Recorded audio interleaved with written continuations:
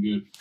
Good afternoon, everybody, and welcome to Midday Market Update. Glad to have you here. Glad to be here. My name is Glenn Tompkins, Senior Instructor here at VectorVest, and it's going to be a lovely day. A lovely day. Why, you want me to take the hat off? Because I can't even see your eyes. Like, I can't even see you. Get tinted glasses. You want to see my eyes now? By the way, there's Joey. Say hi, Joey. Joey, just, there we go. I like my eyes. I like my eyes. I like my hat. All right. And if you can hear me, by all means, please respond in the affirmative, preferably with VV Nation. Let me know that I am coming across loud and clear. I hate that the Yankees lost. Thank you, VV Nation, VP VV Nation from Houston. Go Astros. Whatever. Just as long as Cleveland got beat by us, it's okay. So I do look like a little bit of a Bear Bryant today, do I? I like this hat, like my fedoras. So with that, glad to have you all here. Man, what is this market doing? So I've got a couple of reasons why I think the market's moving up today. I am going to tell you, just be careful. We're going to talk a little bit about that. We're going to talk about some market timing today. And just to keep you guys on the right track and don't get, lulled to sleep and backing up the truck and all that kind of stuff. So we're going to talk a lot about that. Today, I've got another guest on today. And I think it's going to be very in tune again to what's going on in the market to help you guys make money in the market.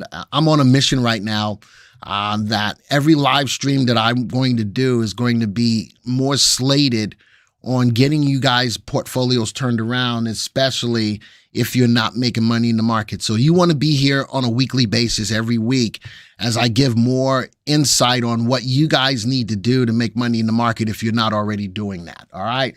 And yesterday was Boston's birthday. I don't know if she's here today or not. She may be in here. She may not be. Oh, you did. I just see what Lisa typed to me. Good deal. She typed that into Teams, but I don't know if she's here or not. So if she is, she'll show herself. If not, by the way, everybody wish Boston a birthday. She had her birthday yesterday. Yesterday was her birthday. Mark just typed that into the chat as well. All right, let's get right into it. Let's talk about what's going on in the market today. I'm going to open up my news stories. And from the news stories, can I change it to web view? All right. Couple of things that are pushing the market higher. The Fed's daily says, time to start talking about slowing interest rates hikes. If you agree with that, type a 1 in the room. If you don't agree with that, type a 2 in the room. All right. If you agree with that, type a 1 in the room. If you don't agree with that, type a 2. Now, the reason why I think that this is an issue is because, wow, a lot of people are saying, yes, it's time to slow the rates. Really? All right, I'm not a big fan of that, especially if the Fed's job or their goal was to go after inflation. Inflation hasn't moved yet. Too optimistic, says JD. I'm with you. I'm not a fan of slowing down the rates. Now, if we do that, and we start to slow the rates as the economy is slowing. Is the economy slowing enough? Now, just think about that. Is the economy slowing enough for the Fed said, okay, we're going to back off on raising interest rates? I don't think so. I don't think so. And if Powell? If Powell sticks to his guns and says, what did he say? We're going to do everything that we can to aggressively go after inflation. There's no choice. We need the economy back, says Raphael. At what expense? Excuse me. If you start to slowing the interest rate hikes and inflation is still running, at what expense? And, I'm not going to say that the rate change is totally political. I'm not going to go down that path, Ninja. I don't know how to fully answer that question without getting into a deeper conversation than what we need to. Now, Mike is right. It is a lagging indicator. All right, even with it being a lagging indicator, do you think that it's time to slow up and see if what he has done is really going to bring inflation rates down? I don't know. I'm of the mindset, even if it is a lagging indicator, I still think that you need to aggressively go after inflation. Now, thank you, Martin. Martin says he likes the hat. I am, and Lewis says the rate of change is too fast. A lot of ones getting trapped. Man, but it's a question. All right. It's a question.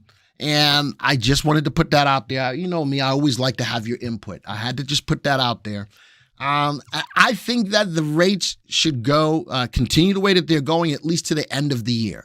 If you're going to slow, then maybe you start slowing in the first quarter of next year. But I think that you got to keep going until the end of the year. If you agree with that type of yes, if you agree with at least doing the rates the way that he's doing it until the end of the year type of yes in the room.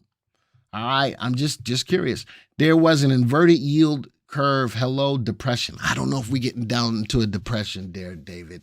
I don't know if we're getting into a depression. So I do see the people typing in yes to at least doing what he's doing the way that he's doing it, at least until the end of the year. And I'm with that as well. All right, next story I got up here talking about the economy and stuff. Treasuries. This is from MarketWatch. A fragile treasury market is at risk of large-scale forced selling or surprise that leads to breakdown, Bank of America says. Treasuries are hot on everybody's minds as well. King Whaling says rates need to go above inflation rate. Get it over with. And that's the key thing. All right, so for everyone who's saying that we've got to slow down on raising the interest rates, that's it in a nutshell. Rates need to go above the inflation rate. It ain't happening yet. Next story. JP Morgan president says a recession may be the price to pay to beat inflation. Again, this sums it all up. Market bottom not in yet. Thank you, Ninja. Ninja says likes the hat. I like. Joey didn't want me to wear my hat today. I'm gonna try to wear more of my hats. Joey's not gonna like it, but he'll get over it. It will take a 12% increase in rates for inflation to get under control. Is that a children's hat? Wow, you really going down that path? You get that at a birthday party? Wow. You get that at a birthday party? Let me tell you the size of my hat. The size of my hat is a 1. A children's one? It doesn't say children's one. It is a 1. Okay. All right. I got a small head, but it houses a lot of information, and you're just jealous. Sure. All right. So, and I have to agree with this. It may be the price to pay to beat inflation. All right. And he is jealous. I know, Ninja. He's jealous. Do you get a free bowl of soup with that? Wow. Wow. Man, VV Nation is brutal today. Holy smokes. VV Nation is brutal today. Brian says, we have always had recessions to clean house and start the cycle all over again. I'm with that. All right. Next story. Stocks mixed ahead of big tech earnings. So that's the second part of the equation and why I think stocks are rising today. A lot of big tech stocks report this week, and I think that there is some optimism that they're going to beat. But the other side of the fence, folks, is forward guidance. With the rising interest rates, what is the forward guidance going to be? I don't have a cigar. Joey, I need a cigar. I do need a cigar. All right, so that's my second part of why the market is heating up today. I think it's some anticipation that the Fed may be slowing down on interest rates, and the other side is big tech stocks reporting earnings this week. So those are my two reasons why. But if we look at the big picture, folks, what does the big picture say? The big picture says that inflation is still at 40-year highs. The big picture says that we're still aggressively, hawkishly raising interest rates to go after inflation. The big picture says we've got a war in Ukraine. The big picture says that commodities like oil and gas are going to be heavy going into the cold months. So all of those things together as the big picture still paint a grim picture of the market, and that I think we're already in a recession, but a lot of people are thinking we're going to get into a recession. Talking about oil stocks, big oil, surprisingly bright future. This is a barren story and is proving out the case for BP and Exxon. And my last story is oil loses ground as traders weigh China demand worries. Now, something happened in China. Did you see on the news that the former head or president of China got kicked out of a meeting in front of everybody. Oh, buddy. And Xi is trying to become, I think, like an emperor. How is that going to affect global markets?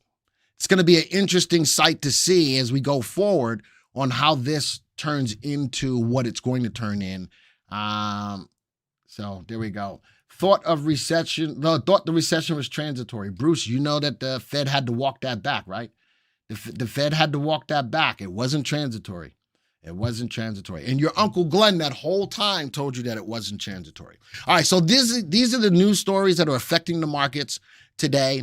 We're going to get a little deeper into them with some stocks that I've got set up for you to take a look at and to keep your eyes on. But, Joey, bring on my guest. I got my new guest here today, was my guest from last week, but he's still coming back again. A lot of you missed him live the first time, so I wanted to bring him back live today. Ron Wheeler, who's our options expert. He's got some stuff to talk to you about. Ron, take it away, buddy. Woo! I'm pumped. Well, thank you, Glenn. And I'll be honest, the first thing I thought of when you had was like, what, you get a free bowl of soup with that as well? Wow. That's Caddyshack. That's a classic Caddyshack line. I love it. Oh, that's a great head. Oh, looks good on you, though.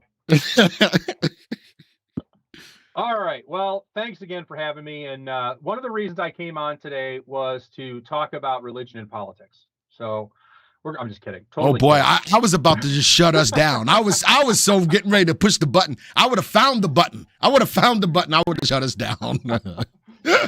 All right. But in all seriousness, we are getting ready to launch another options paycheck experience class. We got some classes going on this week to introduce you to the concept.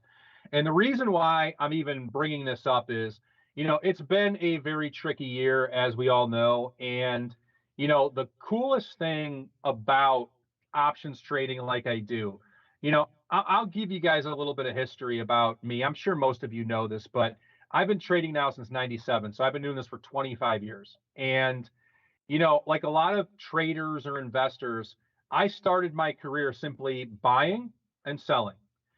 I was doing commodities at the time. So I would place trades on gold and corn and soybeans and spreads and like crush spreads and crack spreads and all that kind of stuff. And I would do S&P futures. And the problem that you had with trading like that is that you had to be right.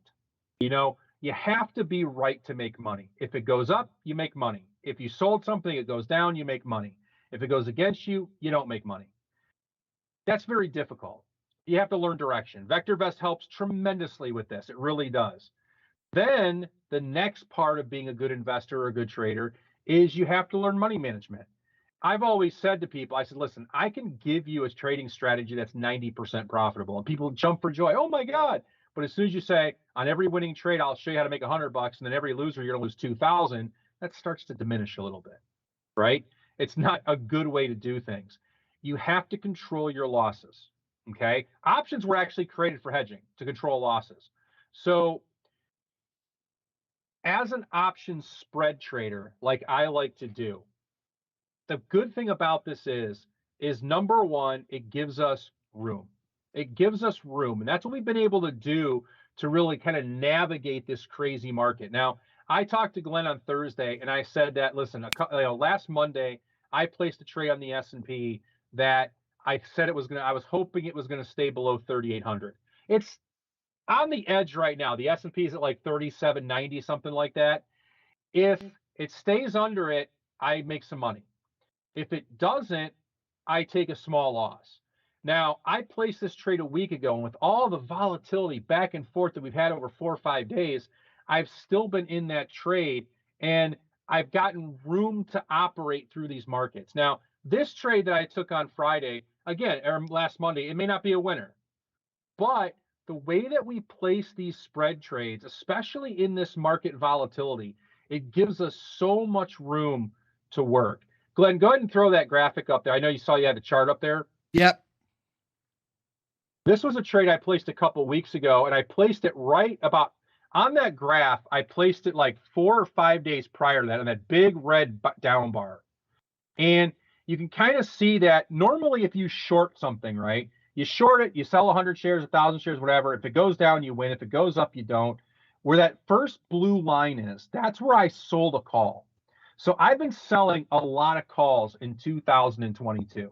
It's been, I've done call spreads, by the way, are bearish. I've done 2 call spreads for every bullish trade this year. So it's been a very bearish year. I've done 2 bearish trades for every 1 bullish trade, if I said that wrong. It's been a very bearish year. So with that trade, you're getting $4, $5 in room really to work this volatility out and maintain distance between your stops. And the cool thing is, listen, if I'd have shorted that stock and put a stop above where I have that blue line, I would be losing money if it traded up there. With an options trade, it gives me room to win. And that's why I love options trading. Again, I go back to those 2 things that make trading difficult. Number 1, direction. When you trade option spreads, you get a little bit of room to be wrong. One of my best clients always said, the thing I love about options trading and spread trading is you can make money even if you're a little bit right. You don't have to be all the way right. You can just be a little bit right. The market stayed sideways. That's good enough for me. I can still make money. And the second thing is these trades are risk controlled. I know how much I can make. I know how much I can lose right up front. And especially in this volatile year, that's been the best part about this. And then Glenn, go ahead and throw up that other graphic I sent you. And, I always like to say the proof is in the results. So if you take a look at this, this is our yearly portfolio. I trade 100,000 in capital. I'm up about 29% for the year. This is through like the first couple of weeks of October. And, we're about a 62% win rate. And I think that what I'm proud of, the win rate to me is not a big deal. I'll tell you honestly, I'm actually disappointed in the win rate this year. My win rate should be a little bit higher. And that's not because I am this phenomenal market analyst, right? I like to think I'm pretty good at reading charts. I think you're pretty good. Well, thank you. Yeah. I have a big, long background in reading charts and things, but I'm actually disappointed in that because it should be up over 70%. Now, I'm going to tell you this. As a trader, back when I first started, when I was trading commodities, when I was day trading, my historic success rate was probably 53 to 54%. And that was good. That made me make a good living for the 10, 12 years that I traded commodities. That's all I really needed to do. When you're 53% right, every winning trade's 100 and every losing trade is $30, you're going to make a lot of money. But as an option trader, that 61% win rate actually disappoints me. It's been a volatile year. It's kind of tossed my win rate down a little bit, but I'm still up 29% for the year so far. And actually, to be completely honest with you, I'm up about 40% for the year because that doesn't include some of the other options trades I do that, I can show you too. But the best part about these spread trades, these are all my spreads. The average winner, $800 and I think it's $11. Yeah. And the average loser, $770. That's it. So one of the biggest fears that a lot of spread traders have is, Ron, I've done this and I've had an 80% success rate. Then one bad trade came in and blew out all my winners. I hear that over and over again. The problem is not your spread trading. The problem is your risk management. Now, I tell this anecdote at my options paycheck classes. I always say, listen, I have a really high roof on my house. If I jump off the roof of my house, I'm probably going to break my legs, probably break my neck too. So how do I mitigate the risk of this? Well, I can throw some mattresses down, put some boxes down, maybe get one of those things that stuntmen use, or better yet, don't jump off the roof. If I don't jump off the roof, I don't have any risk at all. The best part about these options trades are, the risk up front. You would never place a trade that could cause you to lose 7 or 8 winners. Like this week, listen, if the S&P goes up over 3,800, I'm going to lose on that trade. It's no big deal. If next week's winning trade works, I paid for my loser already. It's done. I don't carry these losers where I have, a $3,000 loss and a $500 average gain. Options are a good solution for you if you're struggling. They give you probability, the way that we do it, become option sellers, and they give you risk controlled. We know the risk up front. We know the profit target up front. Before you place the trade if it's a bad risk decision. That's the beauty of what we do. And we've been doing this now. I've been doing it for VectorVest now for 6.5 years, almost 7 years. I've been trading options now for 15 using this method. It's been very good. So if it's something that you're interested in, we can throw the link up there. I'm doing a class today at 4:30. I think I got one tomorrow at 4:30. I have like 300 more, I think, at 4:30. I have so many. I have like 5 classes today, so it's like it's a blur right now. This is number 3 I'm doing, so I've got 2 more this afternoon that I've got to do. But definitely join us. I'm trying to find it. Joey, what did you just do? What did he do? Options. What's the last 4? www.vectorvest.com/ options paycheck. OP register. OP register. OP maybe register. Register.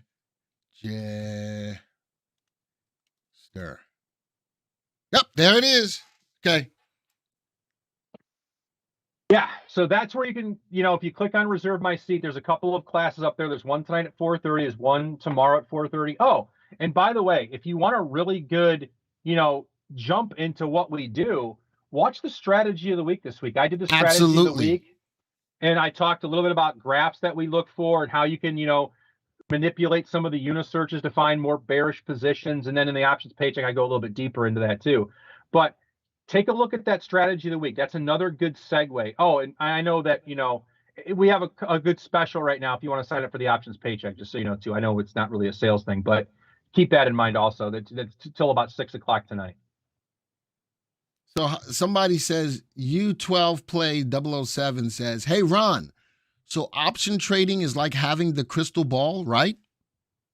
It's like having a little bit of a crystal ball. Okay. It's never like having a crystal ball, but it's like having a crystal ball that works 65% of the time. So there's your answer. Yeah. 60% of the time, it works every time. And Maria says close to it with VectorVest. All right. Yeah, so VectorVest, that's one thing I will say. Before I started at VectorVest, I was about 90% S&P trades. And once I started at VectorVest, I'm like 50-50 now. VectorVest is great at finding stock trades. I love it. And it's added so much to my trading since I've started at VectorVest, 7 years ago. And I've been trading a lot more stocks now, which has been awesome. So the idea here is Joey's got the link in the chat for you guys. Click the link. When you click on reserve my seat now, you can be at today's webcast at 4:30, tomorrow's webcast at 4:30. Click whichever one you want. It's free. It is free. It is a free online workshop of how to generate 3% per month with one option trade per week. And for those of you who are having issues making money in the market, folks, when I tell you that we try to provide you with everything that we can to help you, I ain't just whistling Dixie. 2 days, we've had Ron on here for the purposes of helping you. Again, I said that my goal right now is to turn a lot of y'all's portfolios around. And this is a good way to do it. This is free, absolutely free. Click the link, click on reserve your seat, and pick whichever one of these you want to go to. Now, and the other side is if you can't go live, Ron will send you a recording. Right, Ron? Yep. Just sign up for it, and we'll get you a recording once the presentation's done. All right. So with that, Ron, thank you for taking time out of your day again to be here for us. I appreciate it, talking to VV Nation on Midday Market. Again, guys, if you liked what he had to say and you find that this is helpful, hit the like button.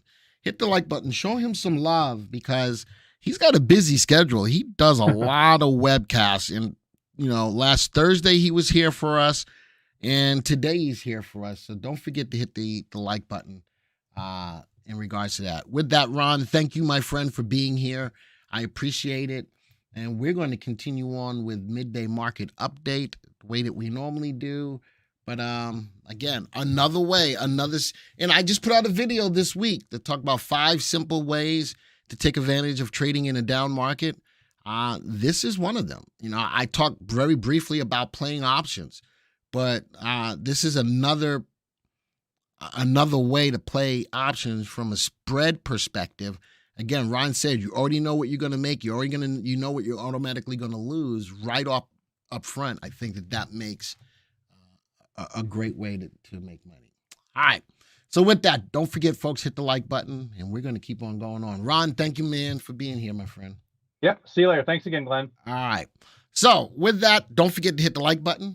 I hit the like button. Let him know that you appreciate what he went through for us today. So I got my news stories out there for you. Now I'm going to get into the software, and let's take a look at what's going on in the market. Let's go here. I don't know. What did you have to click on? Stop. I hate when you're here. Which one? Why are you doing this? Stop doing that. VV program. There we go. All right. So with that, what are the markets doing today? Big thing for me is that the VIX is up. All right. That tells me that people are fearful in the market. But it's interesting. Knowing when the VIX is up, normally the market moves down. Not today. This is interesting dichotomy of sorts. People are fearful in the market, but they are still driving the market higher. Glenn, sir, will you please check DRV? Nice hat, Glenn. So Ravi thinks that just because he says I got a nice hat that I'm going to check GRV. I might. Depends. All right, I might try to look at about a few of your stocks today. How does SJT look when it announced a 34-cent dividend? SJT, I'm still a big fan of oil. San Juan Basin is a good stock. Sam says, love the hat. I'm thinking that you guys are going to say, hey, love the hat. Look at this stock. All right, we'll see. I'm a big fan of oil. SJT, I own. I like the dividend on it. Right now, the oil stock that I'm in is WTI. I am still currently trading WTI. But San Juan is another good stock that I like. But I want to point out what I see here. Fear in the market. Volatility is up to 30. Anything over 20 shows that there's a lot of volatility in the market. The fear is in the market, but I think that there's a euphoria of the stocks that are reporting this week, the tech stocks that are reporting this week, and there's somewhat of a euphoria that the Fed may pull back on interest rates. If he does not, boom, this market's going to hit. Because as I go, I'm going to look at our market timing graph. As we look at the market timing graph over the last 3 months, this is the market. All right. I see that from the August high, here's the trend line, we've been outside of the downtrend. That's a good thing. All right. Can we stay above that? Let's put this on a 1-year graph. From the November high, we're still below the November high. For those people who are, I know, Ravi, I believe you. I believe you. I believe also that how many of you are longer-term investors?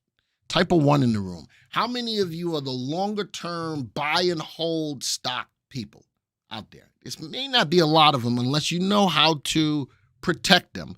But type of 1 in the room if you are somewhat of a longer-term investor. All right. So let me help you guys out as well. A good measure of what's going on in the market is the 50 and the 200-day moving averages, right? Let's go change the style on the 50. Let's make it darker. There's the 50.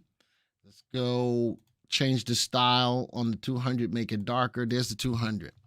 For those longer-term people, look at that. We had the death cross. Back in January. So those longer-term people, you got to be careful with this. You know, I still think you look at from the November high, we're still in a downtrend. You look at the most recent August high, we popped out. Can we stay above?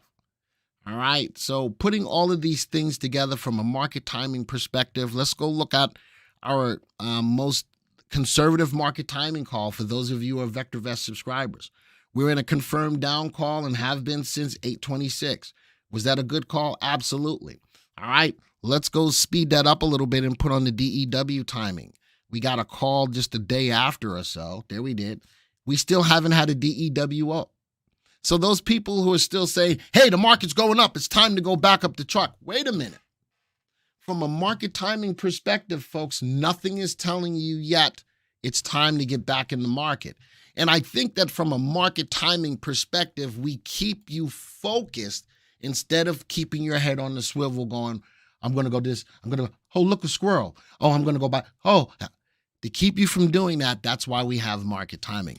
The only market timing call that's giving us any inclination that it's okay to buy is the primary wave.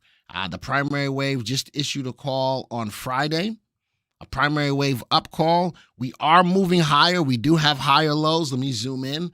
We do have higher lows coming off of the most recent low. That's a positive sign. All right, but we need some other things to happen before we're really ready to go and back up the truck. Looking at the MTI and the buy to sell ratio, those levels are already telling us that we've been looking for a bottom since way back here. Has the bottom settled in yet? Well, every time we go, hey, here's the bottom. Oh man, hey, here's the bottom. Oh man, hey, here's the bottom. It keeps reversing each and every time. I'm out of focus because I need new eyeglasses, says Fireblazer. Hold on, this is for you, Fireblazer. Okay, so that doesn't mean that I don't love you any less, Fireblazer. I just got it. I got to call it like I see it. Tom says, I want to be long-term, but it's difficult now to keep trading. So, Tom, how many of you believe, I'm going to put you long-term people in it. How many of you believe that this is more of a trader's market, type of 1? Now, I'm going after the people who are longer term because Tom makes a good point. How many of you believe that this is more of a trader's market, type of 1? How many of you think that this is more of a swing trade market, type of 2? All right, I'm telling you that right now with the volatility in the market, I'm telling you right now with the trend of the market, I'm telling you right now with the news in the market. You're right, Tom. This is a tough time to be buying stocks. This is a time to be more of a trader than a longer-term investor because we have trading opportunities. Let's look at the DEW. We've got trading opportunities. Boom. So this is the middle of the road timing signal, a time to be long? Yes. Boom. Short term to be long, longer term to be long. I think that the DEW proves to be an excellent timing signal for the majority of the people in the room. Those people who are more aggressive, we have a more aggressive signal in the primary wave. Up and down, it will generate a lot more signals. So if you're in tune with the market being more of a trading scenario, we have a timing signal. For those of you who want to be a little bit more swing traderish, then you look at the DEW. It generates a lot less calls, but will give you the opportunities to be long in the market. All right. I'm long and swing trading. And there you go, Maria. I like the idea of swing trading, but let the market timing call come to you. And in this case, I would be looking at the DEW timing signal. It hasn't given, if I'm ready to start to think about buying stocks long, I'd look for the DEW, the signal. Does that make sense to everybody? Yes or no? All right, especially to the people who are trying to turn their portfolios around, understanding the type of market that we're in and the type of investor you are, put those two things together, that's how we start to turn your portfolios around. All right, so that was just a big overview of what's going on in the market. I don't understand what you mean, says Anthony. So when you say you don't understand what I mean, if I'm looking for an opportunity from a swing trader perspective to get back in, I would look for the DEW timing signal to give me an up call. All right, would you please help understand the DEW with an example, please? Yeah, this is an up call. Ravi, that's an up call. Notice that even with the up call, we still stay below the downtrend, but did it give you opportunities to buy stocks in the market? Yes, here's an up call. All right, how do you get these signals? You got to be a subscriber to the software to get the signals. There's no getting around that. 99 cents gets you 30 days to get you these signals. Was that a good up signal for a short amount of time? But real quick, what did it do? Stay below the downtrend. Here we broke through the downtrend. Was that a good opportunity to make some money? Absolutely. And very quickly when the market went back down, it got you back out of the market. Does that make sense, Ravi? All right. And Michael, does that now make sense? In order to get this market timing call, you need to be a subscriber to the VectorVest software, and we talk about it every night. All right, let's go back to the viewers tab. Big news. There was only two stocks that I wanted to look at from a news perspective was Exxon and Mobil. Everything else was all about the market and if the Fed was going to slow down and oil and da-da-da-da. But those are my only two stocks from the big news. Earnings this week. This is big. A lot of tech stocks reporting earnings this week. I got 32 well-known stocks. Why is natural gas in such a downtrend when Europe is so desperate for it? That's another good question. And the thing is, I don't have a full answer yet. I still don't have a full answer yet. I'm a big fan of both oil and maybe it's China demand on natural gas as well, Tom. I know that oil is being affected by China's demand for it. That's one thing. Number two is that we are pulling from our reserves to put a lot of supply out there, keeping oil down. I don't have a full-on answer as to why natural gas is going down, and maybe that's going to be tomorrow's 6 p.m. video. Maybe that's going to be, but I've got to be able to put the story together, Tom. You know, what's going on with natural gas, something along those lines. And if I can put a story together, that might be tomorrow's 6 p.m. YouTube video. A bit, I will call product support after your session. Okay, got it. All right, but 32 bigger names. I want to sort this by relative safety. You see the stocks that have the higher probability of beating or exceeding earnings. Google's up there, Meta, Microsoft, Logitech, Visa. A lot of big names reporting.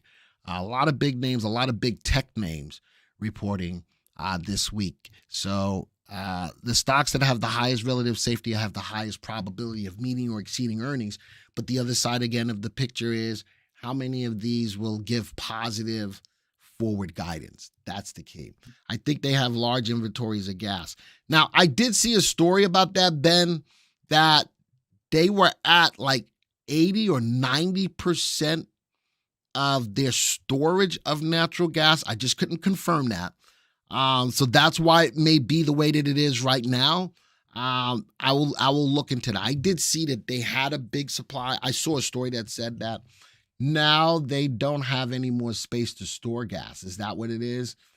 We need a good video story about natural gas on why it's still in the downtrend. I'm going to see if I can put a story together. Lauren says it's seasonality in natural gas. Winter gas contracts are already bought and the price has nowhere to go but down, especially when a mild winter in North America is forecast. Aha, Lauren, thank you for that.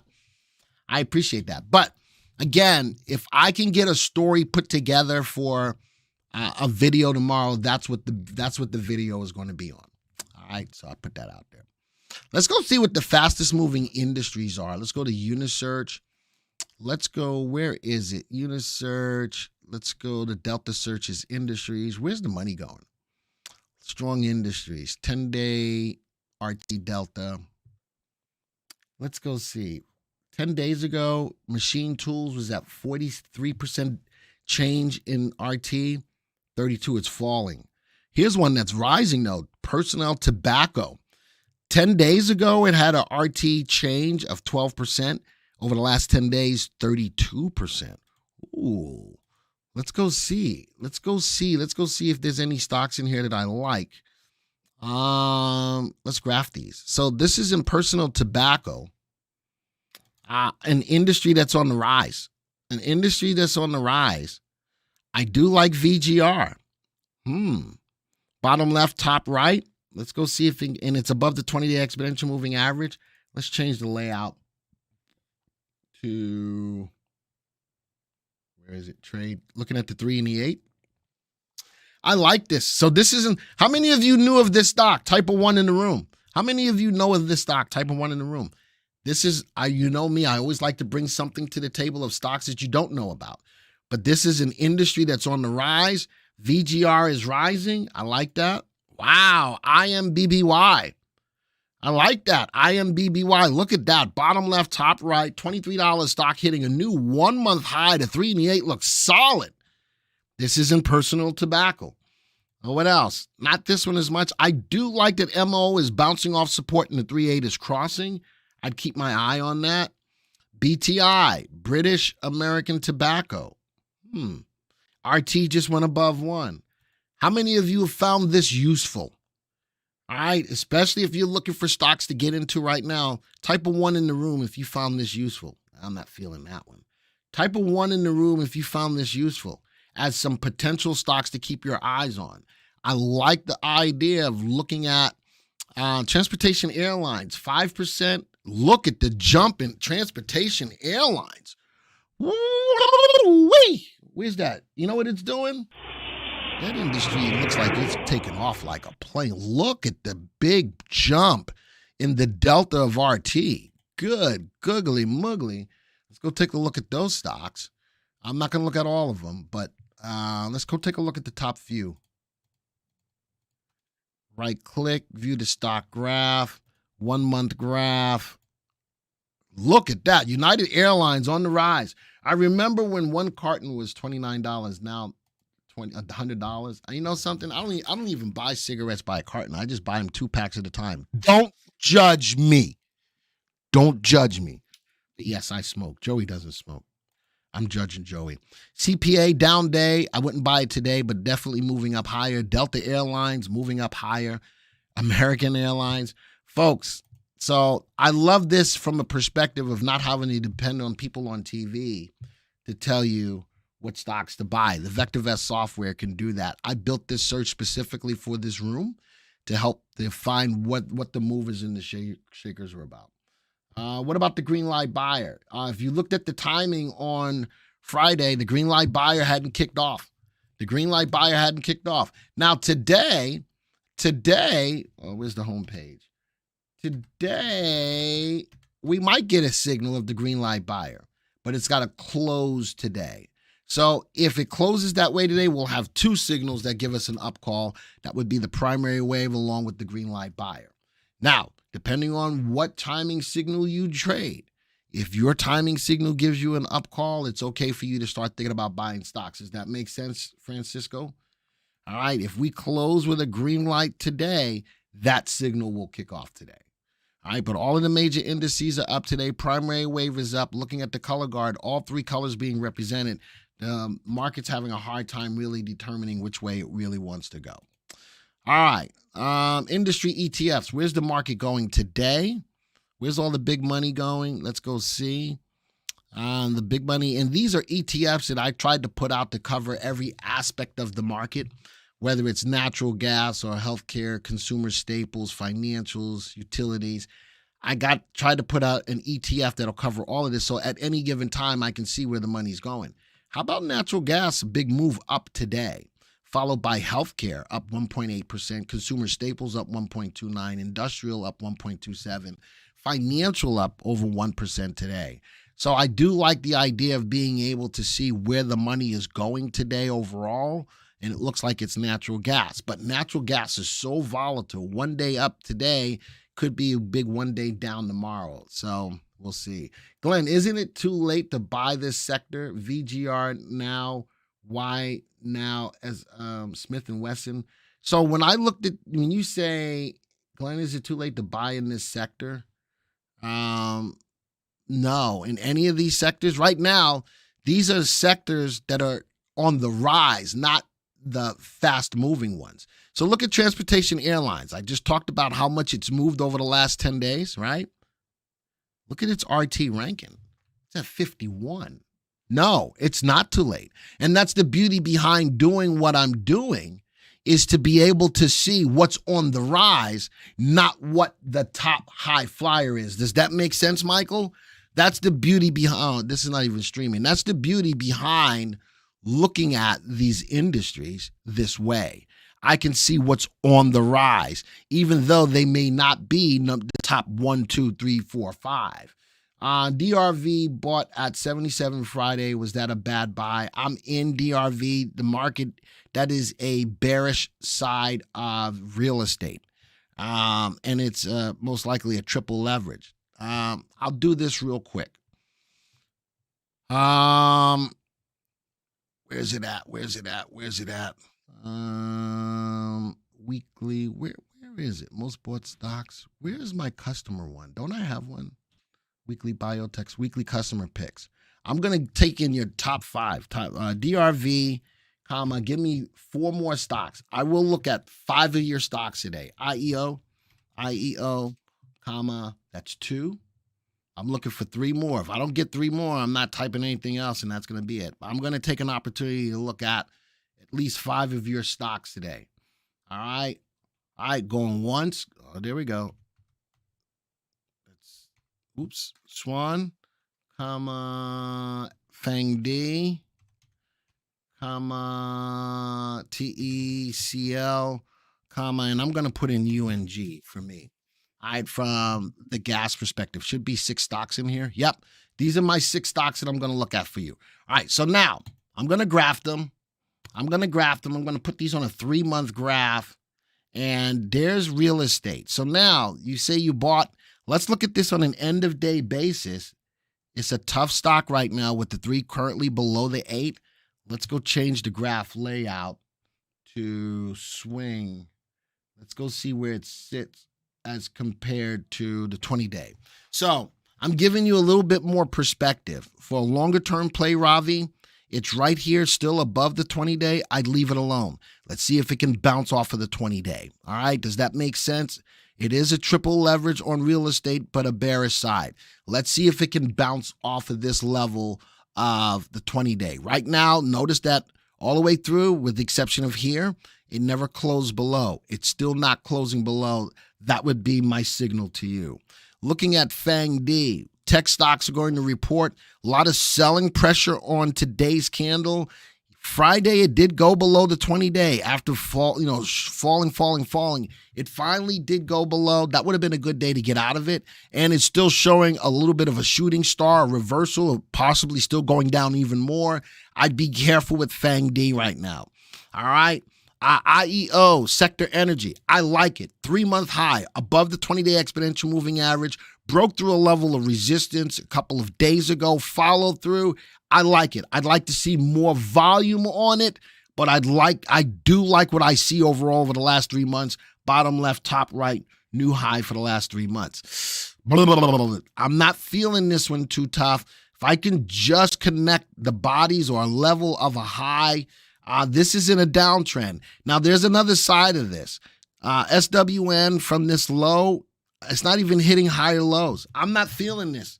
I'm not feeling this as a stock. Now, I do like the earnings per share, but I bet you I can find a better petroleum stock.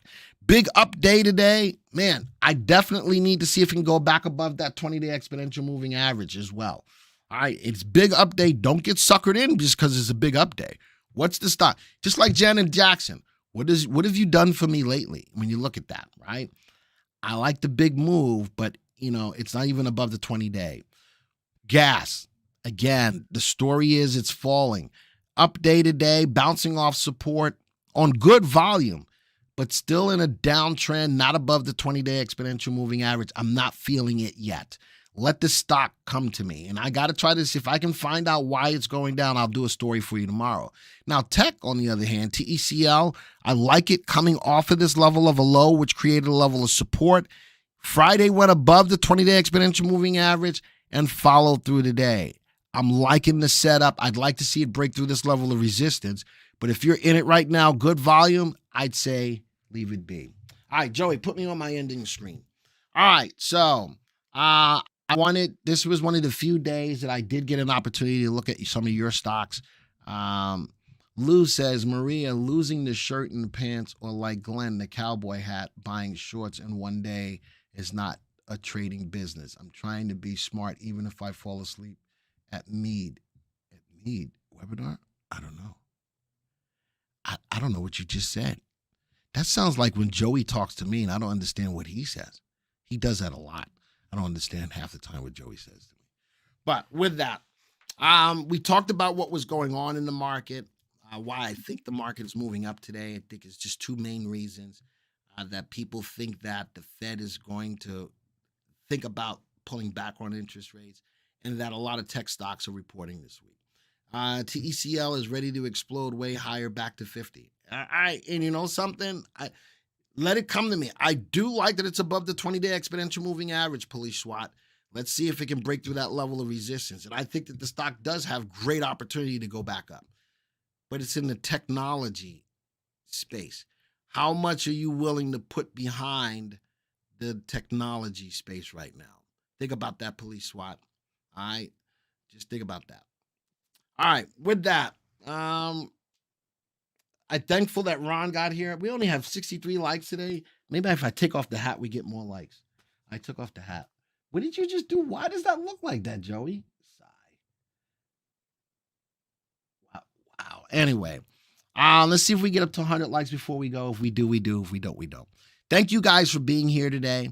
Don't forget, Patrick kicks off Trade for Charity tomorrow at 12 o'clock. You don't want to miss that right here on our YouTube channel. Hey, Glenn, bacon or tobacco? You can only pick one. You know me, it's going to be bacon. And you know it's going to be bacon. Always. Ooh-wee. I can smoke my bacon. Right, Joey? I tried to smoke something this week. What was it? Huh? A chuck roast. Yeah, but my grill never got cool it was always up in the 300-400, so I end up cooking it. It was pretty good though. I got some spices that I got from the Renaissance Fair here in Huntersville. It was good. It was real good. All right. So with that, folks, thank you for being here today. Thank you for supporting VV Nation and Midday Market Update. Make sure you come here every week so we can always get a head start of what's going on for the week. I'm still telling you that the market overall is in a downtrend. We could have a second market timing call kick over today, which would be the green light buyer along with the primary wave. If the market's going to give you an opportunity to buy, let the market come to you. All right. With that, adios, arrivederci, ciao, au revoir, sayonara, aloha to all my peeps in Hawaii. Still and will be praying for the people in Florida and in Puerto Rico. Bom dia, salam, shalom, namaste, yasu. Until next time, folks, see ya.